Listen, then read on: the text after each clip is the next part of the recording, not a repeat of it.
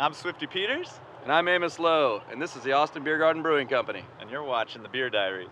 Rolling fast down I-35 through the day and past the night.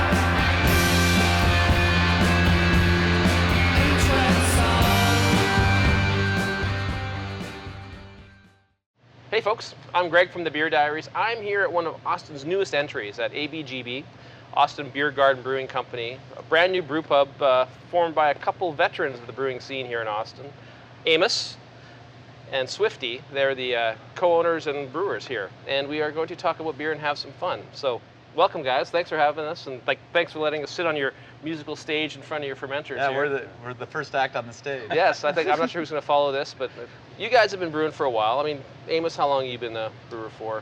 About 5 years professionally. Professionally, were you a home brewer before that? Or? I was, yes. And Swifty, how about yourself? Since '95. I'm guessing the name Swifty is not your given name. No, that was definitely my parents named me Swifty. It was kind of weird.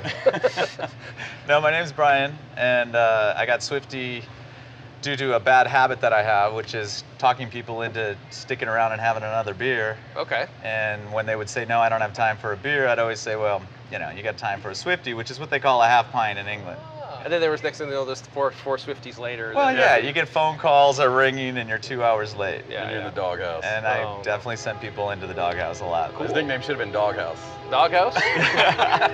Swifty's more a little more catchy. We got a train going. Yeah. You guys, got our own train. Right next to the tracks here. and this is brand new. I mean, you guys, we're sitting here after officially 2 weeks. You can still smell the Yeah. paint. Yeah. It's fresh. Swifty, as you mentioned, you helped co-found Live Oak as well, which is of course one of the venerable, you know, really classic Austin breweries. Yeah, here. so I've been around, Amos and I have both known each other for a long time, and even, you know, I started Live Oak in '95 or '96, right in there we started, and it was the first wave, you know, of Texas breweries, or Yeah. Austin breweries. Brew pubs had just gotten legalized in Texas in the end of '93. So the original idea with Chip at Live Oak was to do a brew pub. Oh, really? Yeah. That's funny. But we realized we didn't have front of the house skills. And that things kind of crest at about 97, you know, in the Yeah. market, and slowed down then for 98, 99, and for a while it was kind of relatively quiet Yeah. until the latest wave, which, you know, kind of starts with 512 Yeah. as an early one. Well, in the new wave, we're up to over 20 breweries and brew pubs now. Like, it's getting. Do you think the market's getting kind of full, or is there still lots of room? It's not full. Yeah. There's always room for good beer. One of the things that happened recently is there's a bit of a change in the Texas laws, where, as you said, I think it's in '93, brew pubs were allowed, and now in, I think it was 2013, you can actually sell your beer to stores and, you know, distribute it, whereas historically you only could sell within the brew pubs. We didn't know when it would happen. You know, lucky for us, it happened pretty early. So yeah, But I think you'll see more brew pubs Yeah. because of it. you guys obviously have food. What kind of food do you guys have here? The pizzas, salads, Okay, subs. cool. Yeah, pretty easy. Good food. Beer-friendly food. I was gonna say food that goes well with beer, pizza and But beer. really good ingredients, local ingredients. Yeah. And we do a couple of seafood type pies with cool. clams, and Nice. we've done a red snapper pizza, and they turn out really well. Cool. Kind of lighter, goes with pills, what we're Yeah. drinking right now, kind of thing. Yeah, we'll get to that in a moment. One other thing I want to talk about is, I mean, obviously we're in actually a real cool room. Folks, the brewery is back here, brew house and the brewery, and then back over that way, some real long bench tables, and then outside you got a couple little gardens. And I mean, we happen to actually be sitting in the beer garden chairs right now and using one of the beer garden tables. Yeah. They're super cool. Yeah, no, they're comfy. They're And retro crazy. Was that a big part of your plan, to have that outdoor patio? It was important to us to get an outside space, and then Yeah. of course we're dog friendly. We love dogs, Yeah, so yeah. we want to have a place where people could bring their dogs and, you know, have water out there for them. It's a real quiet little corner too. I mean, like, it's nice because you kind of come off the main street and just a block and a half, and suddenly you're in this little secluded glade where you're. Yeah. Yeah, we enjoying love that awesome part. beers. A lot of some people I talk to, the people who are kind of naysayers sometimes would say, oh, you should be on Lamar, right, where all the action is. And Lamar's turned into like a highway. It's like you don't Yeah. want to be on Lamar. Yeah, It's no too much. It's too hard to stop. Plus, then your pricing doubles. You Or know, in you're terms actually of- stopped. Yeah, there's that. your rent doubles too. So Yeah. we found this spot where, you know, we were only looking specifically for parking and patio, you know, outside seating. Yeah, Those were like our two big tenets of what we were looking for. I mean, you got a great room. I mean, you guys, I think, said, Yeah. how much space do you have? It's about 7,600, 7,700 square feet Yeah, total. so it's a good size. I mean, Yeah. we're sitting right next to the brew house. What size a barrel size is the brew house? That's a 15. Yeah. And these fermenters are 15. How many days are you brewing? There's probably 4 solid days of brewing action Okay. a week right now. Right. And then the rest is making sure we finish up all the loose ends. Yeah, well, then the other part is like, you know, we're sitting in front of a pretty big brew pub. Like, you know, there's food, there's Yeah. beer to be slung. Are you guys actively managing this part as well, or how does that work?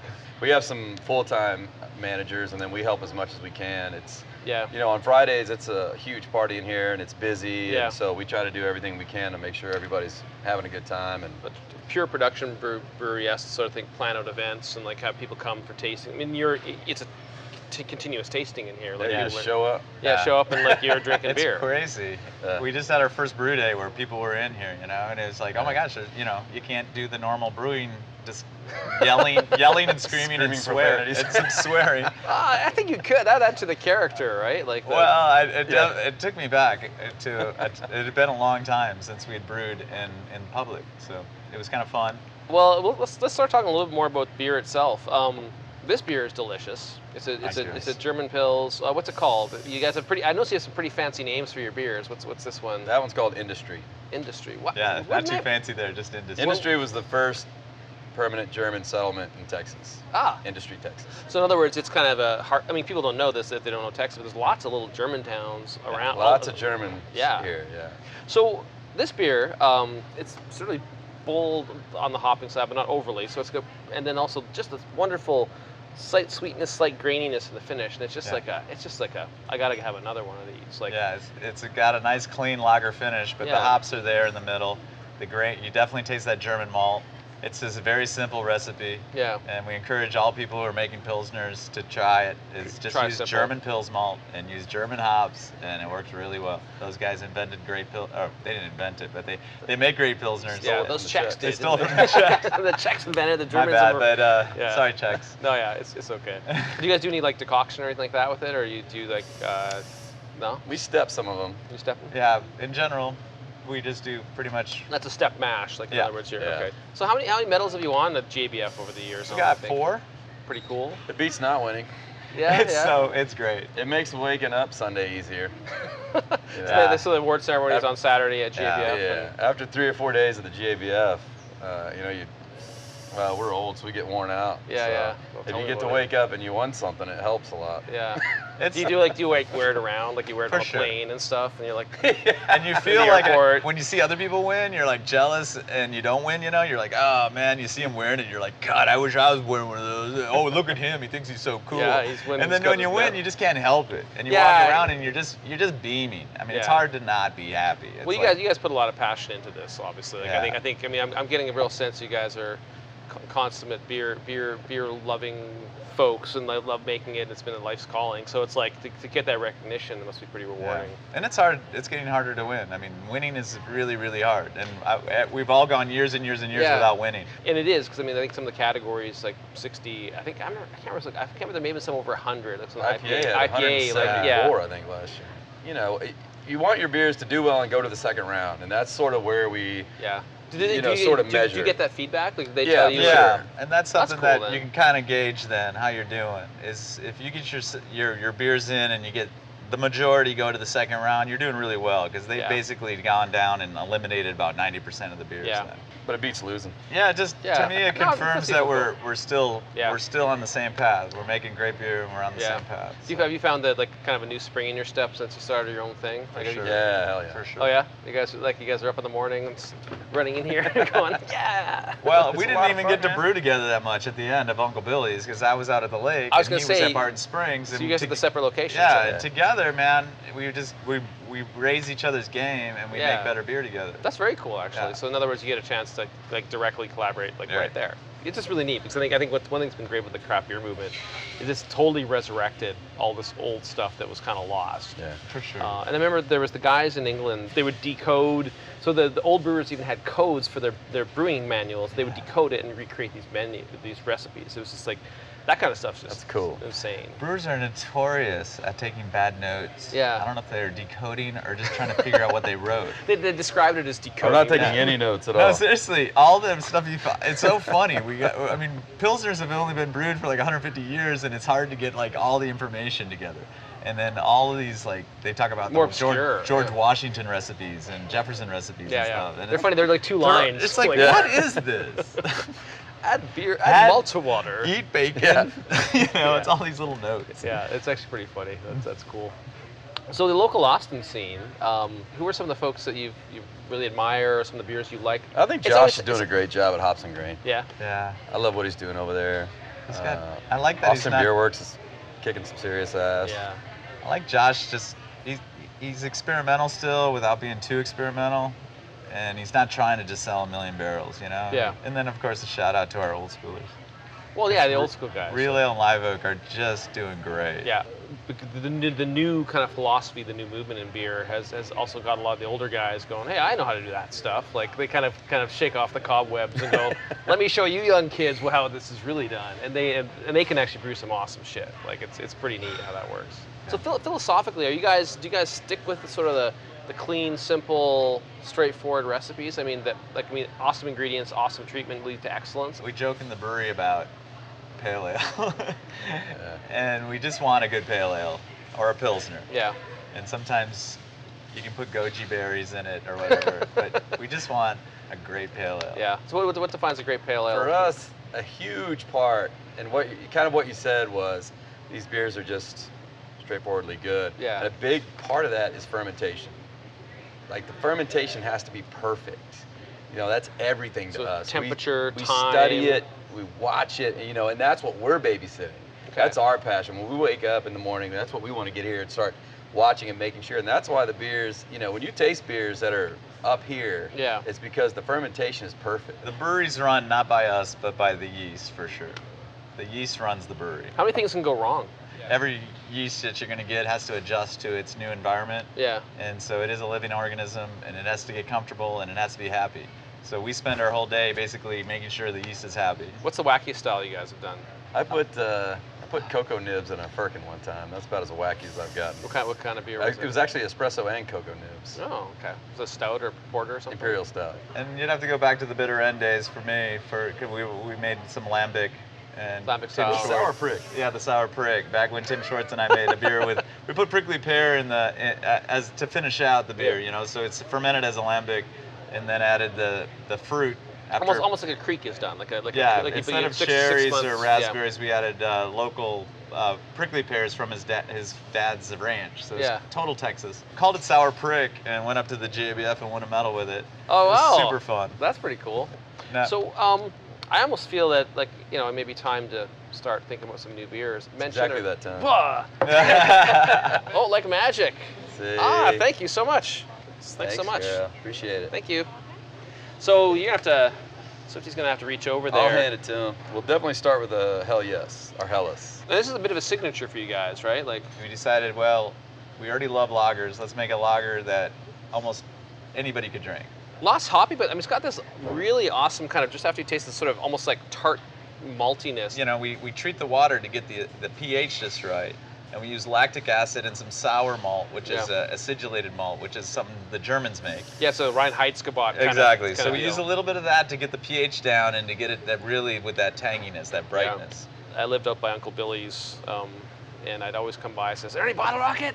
And like, and I always missed it. Like, it was like, so I was only in town periodically, especially after you guys won. I'd be like, and I'm like, oh, I need to try that gold. Like, 'cause like all beer geeks, you're always like, I want to try the gold medal winning beer. Like, you always want to. And the weird part is that I had all that capacity out at the lake, but we couldn't move beer back and forth. Oh yeah, because I was at the one just here. Yeah. So I brewed most of the lagers out at the lake. Oh. Due to just capacity issues. So the IPAs and some of the pale ales and stuff were done. That makes sense. Yeah. Okay. So Amos wasn't able to make as many lagers due to just there was no space It's for a small. them. Yeah, there's a pretty small brew house back Tiny there. brew. For sure.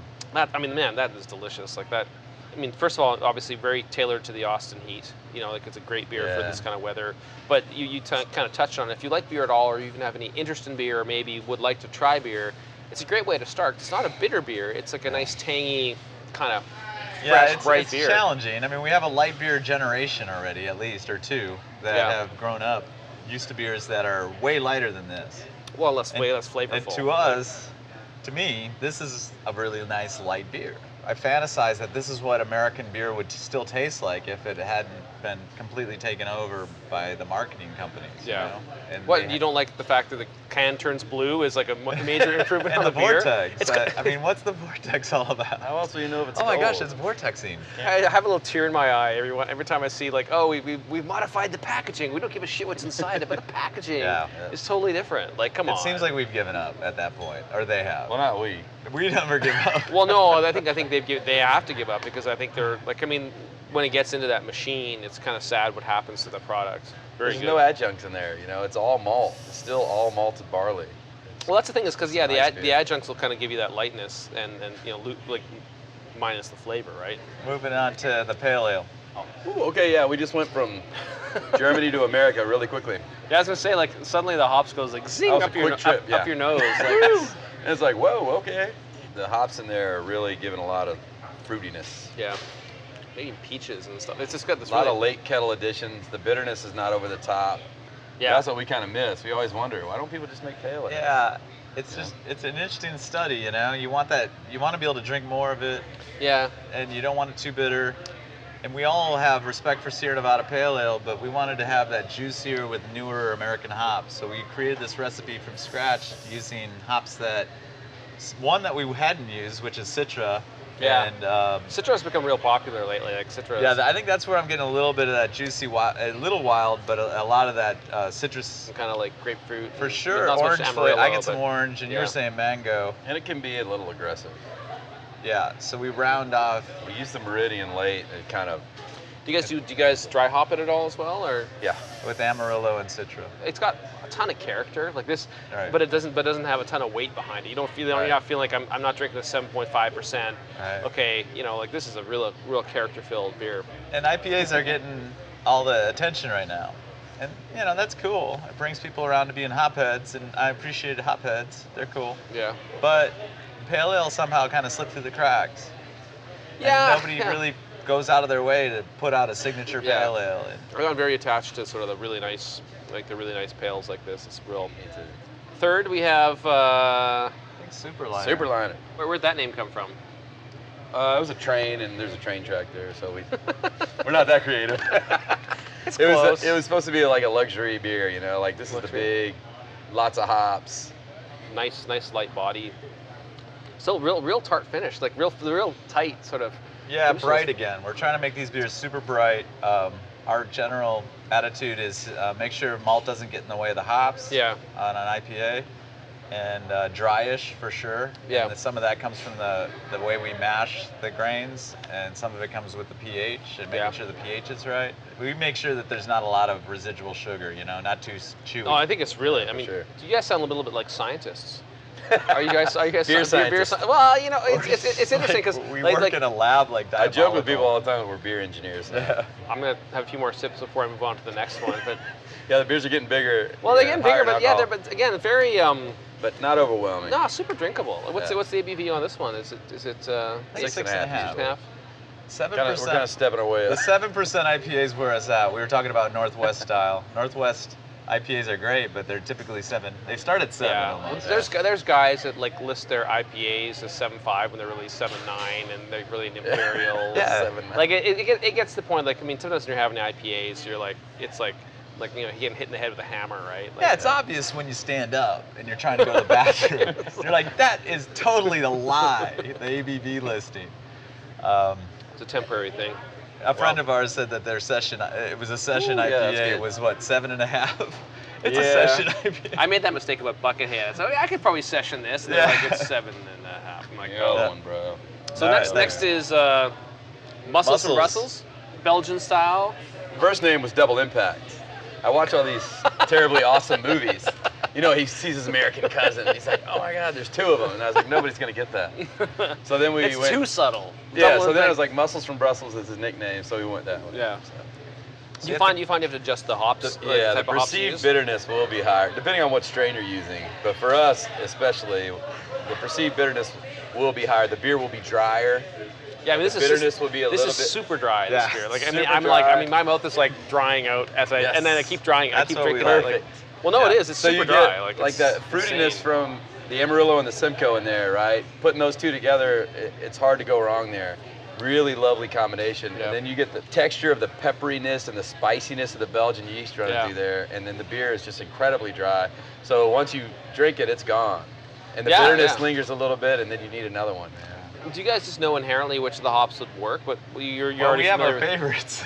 Well, yeah. Our go-tos, and we're not necessarily looking to expand like to New Zealand anytime soon because there's No so Nelson Sauvin for you. many. They're great. I'd use it. So it gets Yeah, if you give us some, we'll use It's really, some. it's really winey, grapey. Like it's, yeah, really- it's really a whole cool. different world. Those are interesting. cool. Yeah, it's- But if you're gonna do something like, with this strain of yeast in a beer like this, yeah. you know, the yeast is already gonna do the talking in there and have its party, so you don't want to have too many parties going at once, right? Right. So you put these nice fruity You might like a lot of part. Well, no, I'm just kidding. American Yeah, hops no, in no, there, like a double party. and then you've got something. Otherwise, it goes over the top. Otherwise, it goes apeshit, and then you're like, oh my God. But you guys said the perceived bitterness is higher in this Higher. one, you think? I think so Yeah, well, because of the and dryness. It will be if you left it the same. We take the IBUs down a little And then bit, it comes back up. and so the Yeah. perceived bitterness stays It's where that we want it. spicy thing that you get from the yeast, the Belgian yeast. Yeah. It adds a lot And of with the spice. dryness. Like And you it- get the spicy and the dry, and it seems more bitter. Like that spiciness, but then a lot of fruit right behind it. You know, like Yeah. grapefruit and rind. It's like, wow, it's nice. That's what we're looking for. We're going Fruity and back to spicy. the GABF, man. This is gonna metal. This is it. Good baby. luck. I hope Cheers. that we can release this the day after. We'll Yeah, say this this is- was it. No. We're pushing this one. What's the final grand finale? We have a reddish That's Big Mama Red there. Big Mama Red. Imperial Red. Pacific Northwest style red. Yeah, it's got a big malt. You're getting Waft. Centennial, and you're getting some of that darker crystal malt. Yeah. Like raisiny. That's kinda- way richer. That's a rich beer. That's a big beer, man. That's big. So It's almost- al- it's I mean, almost- it's until we almost- got to this point, we were basically on the same train, which It's is almost- dry it's- and s- We're like, It's like a foot or two away from a barley wine. it does It's qualify clo- for a really small American barley Right. wine. That's Yeah. how Avery's done that, right? They've entered Yeah. it in the Imperial Red with their Hog Heaven. Yeah. Oh. They've won with that because they're able to kind of transition in that area. Wow, this is Lots of Centennial hops. And a Yeah. good amount of malt. So this is the first beer that you're talking about that we approached it where it's okay to have some malt in there. For the people that are more into the malt and the big body and that sort of thing, that's where they gravitate to. What's for it's us. like? Yeah, again, it sits on your tongue. This one. This Yeah. is not light. Like it's got some palate pressure. That is maybe. not a sessionable beer. That's a big beer. It's definitely For us, it's big. You know, Yeah. For Avery, it's a It's tiny. like beer. it's the starter. We've Yeah. given a lot of shout outs to Avery. Love you, bro. Love you Yeah. guys. Love you guys. If you did choose to bottle or can or distribute, where would you start? It'd be interesting. Slowly. I was gonna say it'd be interesting to start with this, because it's not representative. I mean, this one Our biggest beer. like this one's the outlier. Like here's Yeah. like your other beers, and then kind of this one gets kind of a Yeah. little wilder, and then this one sits over here somewhere. Right, You know what I for mean? sure. It's almost like, holy crap, does this one have some power to it? Like it's a big. She's a beer. big, complicated lady. Who Big is- Mama Red, I grew up with Big Mama Red. That wasn't her name when we grew up together, but she's a burlesque host and performer. So it should be right here. Should be right there. Yeah. And so she's got. Sorry. Yeah, it's and right- every GABF we go and see her because she performs in Denver in the clock tower, in the basement of the clock tower. So it's really yeah, fun. Lanny's Clock Tower, and so when we go up there, she puts on a show, and we get to go see burlesque, and so we made her own beer. So it had to be big and bold. I think and- she'd like this beer. in This- your this, face. This beer is. Yeah, she's not subtle. Yeah. Your set of beers has kind of blown my mind, actually. So, because like I Good. said, I typically declare a favorite. I think I will call it the pale. The day trip's your favorite? That's You not know, a bad when, beer, when, man. when I pull back from all of it, I think the day trip for me was the one that was like great great pale ale. I'm glad you picked the day trip. We worked hard on create. I mean, when we left Uncle Billy's, and you know, we'd been making pale ales for a while. We wanted to make a new pale ale, and so it was Like from start fresh and kind yeah, of from the ground up. We built a new pale ale that we didn't know what it was going to taste like, and it turned out great. Yeah, because our style No, hasn't it's really- changed it's much, you know. Like we have the same philosophy, right? So when you start creating a new beer, it's like, well, you got to throw that old one away and start doing new things. And Yeah. And so, you know, the base Yeah. philosophy stays the same, but the day trip for us is new. That's very new. Yeah. But And honestly- people are responding to it like you did. They love it. So that really comes to the end of it. I mean, this is the show. We've been sitting We drinking got beer. 5 more beers if you want. No, I think Not on camera. I think we might grab some pizza, and we got another show to do later today. So Oh, wow. Cool. it's crazy. Yeah, you better eat. It Yeah, is a so- booming industry. You can Yeah, see- Austin is growing like leaps and bounds. But this has been absolutely fabulous. I mean, really appreciate you guys having us. It's been wonderful. So you guys got to get your cheers beers. man. You get my muscles. The muscle from Oh, Brussels. man. So cheers. It was great to have you. Slancha, skol, Skål. Prost. Prost. na zdrowie. And throw. Na zdrowie. Salut. Yeah, salut. I don't know that one very much. Thanks, come on. guys. No, good luck. I mean, this is awesome.